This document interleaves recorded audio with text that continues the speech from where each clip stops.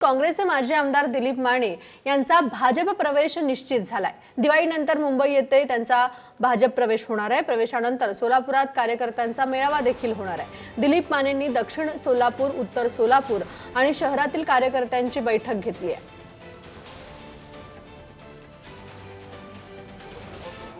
लांब राहून चालत नाही असं त्यांची मनातल्या भावना लक्षात आल्या आणि सगळ्यांनी सांगितलं की देवेंद्र फडणवीस साहेबांच्या नेतृत्वाखाली आमचे सहकारी मित्र आदरणीय जयकुमार गोरे साहेब, आमचे मित्र जिल्ह्यातले नेते आदरणीय सचिनदादा यांच्याबरोबर राहून यांच्या नेतृत्वाखाली आपण सगळे मिळून काम करू, ज्याने की आपल्या सर्व कार्यकर्त्यांची कामं चांगल्या पद्धतीने होतील आणि सगळ्याचा निर्णय तुम्हाला मान्य करावा लागेल आणि सरळ सरळ आम्ही मुख्यमंत्र्यांच्या नेतृत्वाखाली याच्या पुढे काम करणार।